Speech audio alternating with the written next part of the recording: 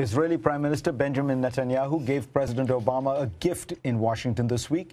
It was a copy of the Book of Esther, which tells the tale of a benevolent king who saved the Jewish people from an enemy that wished to destroy them, a Persian enemy. Not very subtle. So where does the Israel-Iran conflict end? I have an excellent panel to talk about that and much more.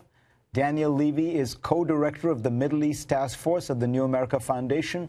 Bret Stephens, of course, is the foreign affairs columnist for the Wall Street Journal. Rula Jibril is an Israeli Arab journalist who has also worked as an anchorwoman in Italy and Egypt. And Elliot Abrams was Deputy National Security Advisor in George W. Bush's administration. So, Elliot, tell us what you think Netanyahu took back from his visit to Washington. What do you think how did he read the mood, and what did he tell his cabinet when he went back? I think he would have read a desire on the part of the president that he not bomb Iran. But I don't think things changed much during the visit. He knew that was the president's view. Certainly in the public discourse, the president did not offer him very much more than he had previously done in terms of what the United States would do about Iran. A slight toughening of the American rhetoric, but not enough, I would think, to change the fundamental Israeli view that they're probably going to need to take care of themselves. But you don't think that that by saying containment is not our policy, that was a big shift? That was a kind of unequivocal explanation that, we are going to try and prevent this from happening. Well, I thought that was further than either your administration or Obama had gone. Obama in 2009 used the P word, prevent. And even in the State of the Union message, he was pretty tough.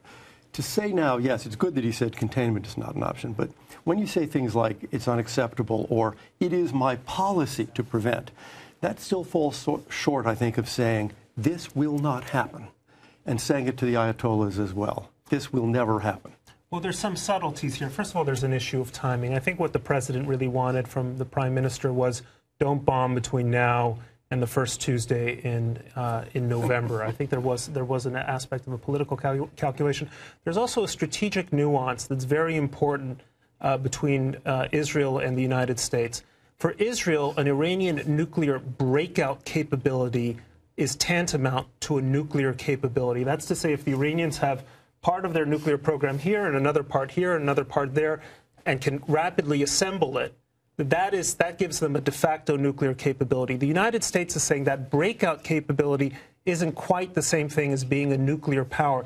And that's a distinction that I don't think a lot of people got, except at fairly high levels of policy making. But it's the distinction that matters most of all for Israeli decision makers pondering whether to strike Iran. Can they allow Iran to get to that breakout point, not the point where they can actually test a bomb? Rula, you're the only one here with an Israeli passport. What does I'm sorry, there are two people with Israeli passports. Interestingly, the Israelis are, shall we say, a little bit less eager, as far as I can tell, to bomb than the Americans on this table. What do you think people in Israel will take from this trip? Well, Haaretz, the main newspaper in Israel, said yesterday that 58% of the Israelis today are against any decision, or actually against any attack towards Iran, without the U.S. backing it and without the U.S. actually starting it.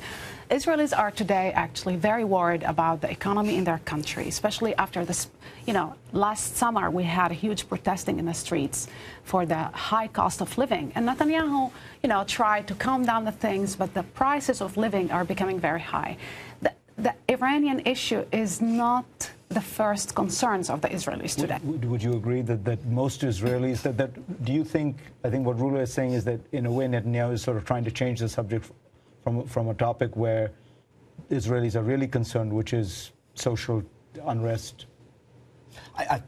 This is a fantastic distraction issue, both in terms of domestic, social, economic issues, and of course in terms of internationally the Palestinian issue. For an Israeli leader to come to the United States, make a load of speeches, not mention the Palestinians, a dramatic success in his terms for his right-wing coalition. This is top-down driven, not bottom-up, inside Israel.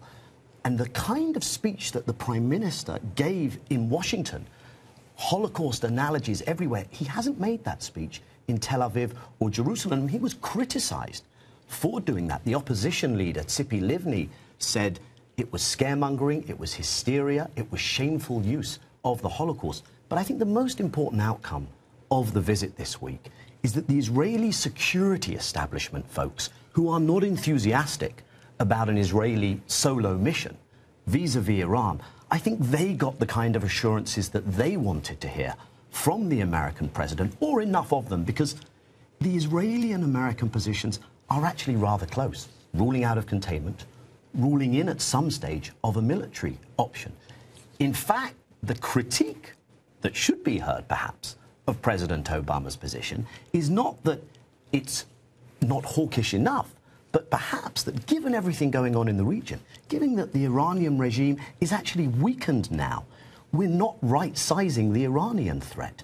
We're not looking at how do you shift the balance by not focusing nuclear, by focusing on other issues. Certainly not the view of the Arabs with whom I speak in the Middle East, and particularly the Gulf Arabs. Well, these are the non-elected, non-democratic, don't have to answer to their public Gulf Arabs. And if you look at opinion polls, you know that opinion polls in those countries are very grim when it comes to their views of Iran. No, sorry. Opinion polls put the Palestinian issue first, but America is a greater threat than Iran. That's what the opinion polls say. These countries have people who are responsible for their security, and those people are extremely worried about the Iranian threat, as is the President of the United States. I mean, put yourself nicely to his left, that's fine. But our leadership is convinced that Iran cannot be allowed to have a nuclear weapon. And is also convinced that Iran has not made the decision to cross the threshold to get a nuclear weapon. That's what Dempsey said. It doesn't really matter whether they've made the decision yet, as long as they have the opportunity to make it next week. Then the question is, what is the United States going to do about it? But, let's listen to the IAEA. I mean, we already made this mistake, and I'm sorry, and I understand your position working with the ex-administration. I mean, we already made this mistake 10 years ago. We didn't listen to the Secret Service. We had confused information from the intelligence apparatus about Iraq.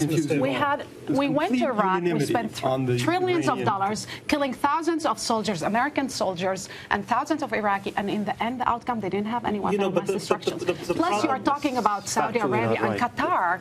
Honestly, if you go to the real Arab mainstream, the streets, and you ask the people, shall we attack Iran? Do you think today they don't have any sympathy for Iran after the Arab Spring? But do you think really they would support that attack? I'm not sure. Part of the problem that you have here, if I may say so, is you're making this out to be an argument against shady intelligence sources vis-a-vis Iraq.